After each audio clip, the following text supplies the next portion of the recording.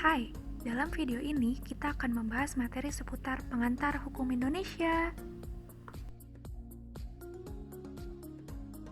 Kita akan membahas materi sebagai berikut.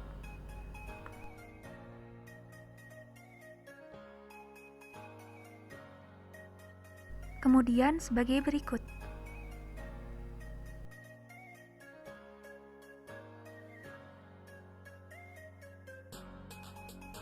Langsung aja yuk kita bahas materinya satu-satu.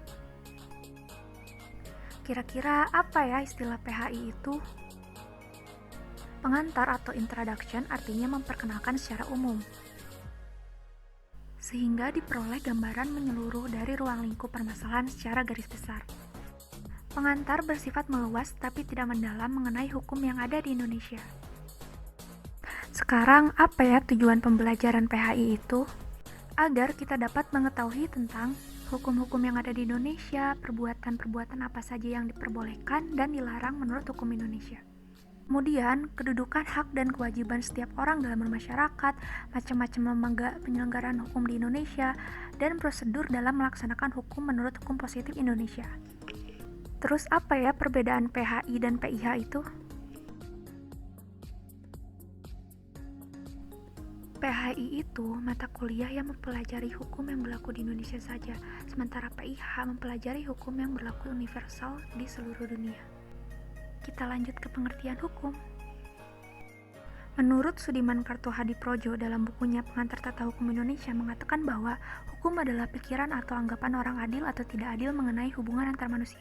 Menurut Van Vollenhoven, hukum adalah suatu gejala dalam pergaulan hidup yang bergejolak terus-menerus dalam keadaan bentur-membentur. Selanjutnya, membahas pengertian tata hukum Indonesia.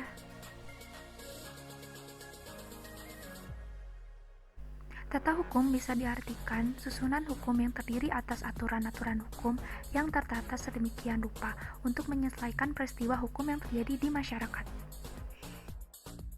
Lanjut, ius constitutum dan ius constituendum.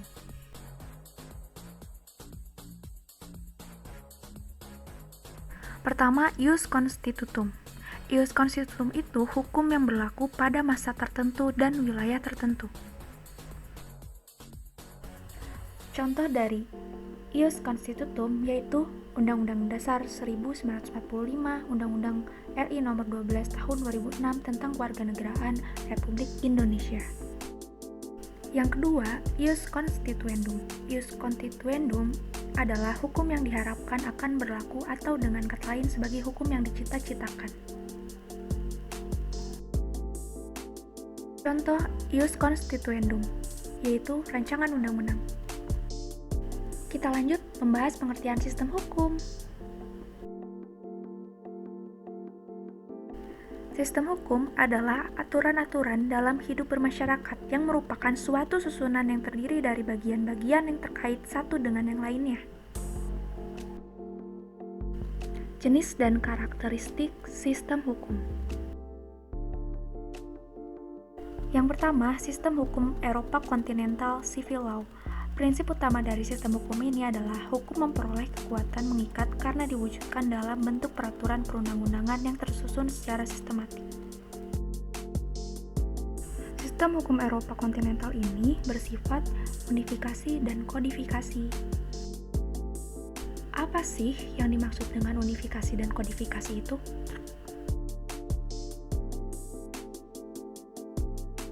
Unifikasi adalah pemberlakuan hukum nasional secara mengikat, sementara kodifikasi adalah aturan yang ditulis dan dibukukan menjadi suatu himpunan.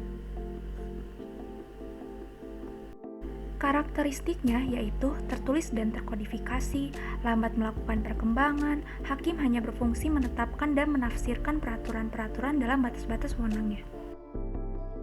Kemudian, sistem hukum Anglo-Saxon Common Law.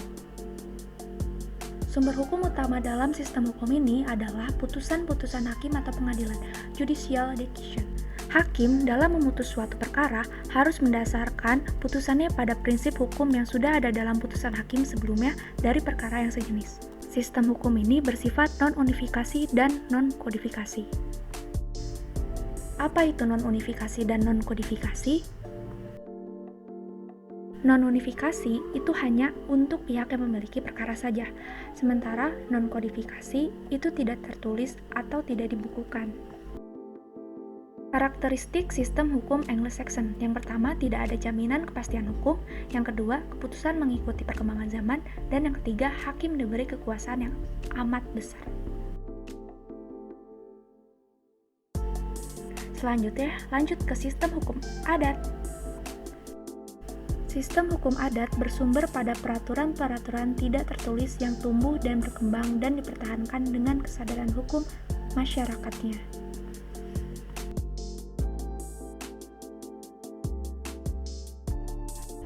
Magis religius adalah percaya terhadap kekuatan gaib yang harus dijaga. Sementara konten konkret itu artinya secara nyata.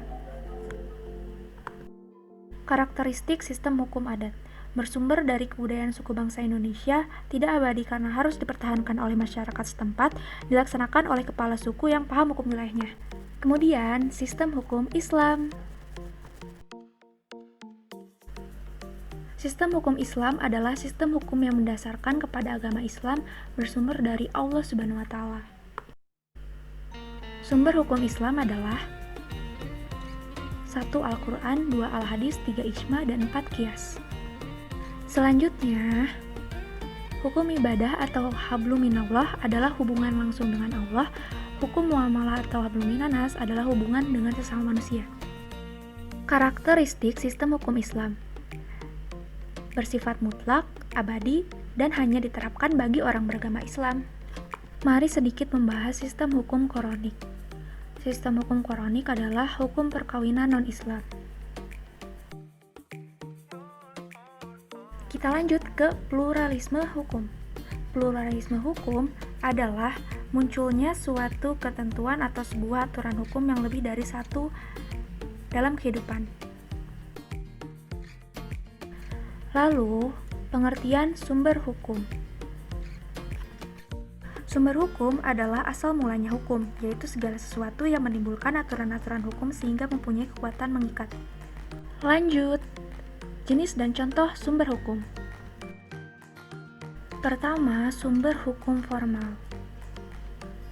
Sumber hukum formal adalah sumber yang akan menentukan berlakunya hukum berdasarkan tata cara dan bentuk hukum yang diberlakukan. Kemudian, sumber hukum material. Sumber hukum material adalah kesadaran masyarakat, kesadaran hukum yang hidup dalam masyarakat tentang apa yang dianggap seharusnya. Contoh sumber hukum formal dan material adalah sebagai berikut.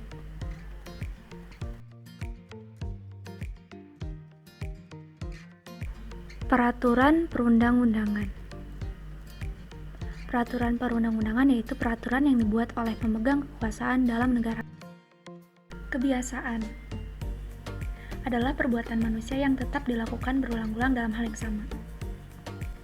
Jurisprudensi merupakan ketentuan hukum dalam suatu perkara yang diputuskan oleh seorang hakim atau pengadilan. Traktat suatu perjanjian yang diadakan antara dua negara atau antar negara. Doktrin adalah pendapat para sarjana hukum. Mari kita lanjut ke penggolongan hukum. Hukum menurut kekuatan berlakunya. Hukum nasional adalah hukum yang berlaku dalam suatu wilayah negara. Hukum internasional adalah hukum yang berlaku pada berbagai negara. Hukum asing adalah hukum yang berlaku pada negara lain. Selanjutnya, hukum menurut isinya. Hukum privat. Hukum privat adalah hukum yang mengatur hubungan seseorang dengan orang lain. Hukum publik. Hukum publik adalah hukum yang mengatur hubungan antara negara atau perlengkapannya dengan seseorang. Hukum menurut bentuknya. Hukum tertulis adalah hukum yang ditulis dan dicantumkan dalam peraturan perundang-undangan. Hukum tidak tertulis adalah hukum yang tumbuh dan berkembang dalam masyarakat. Hukum menurut wujudnya. Hukum objektif adalah hukum dalam suatu negara yang berlaku umum, sementara hukum subjektif adalah hukum yang berlaku terhadap seseorang tertentu atau lebih. Hukum menurut waktu berlakunya. Ius constitutum adalah hukum yang berlaku pada saat sekarang dalam suatu daerah tertentu. Ius constituendum adalah hukum yang diharapkan berlaku pada masa yang akan datang. Hukum alam adalah hukum yang berlaku tidak mengenal waktu, tempat, dan subjek. Hukum menurut sifatnya. Hukum yang memaksa adalah hukum wajib dilaksanakan dan tidak bisa dikesampingkan. Hukum yang mengatur adalah hukum yang berupa keharusan saja. Jadi, penggolongan hukum adalah bahasan materi kita yang terakhir.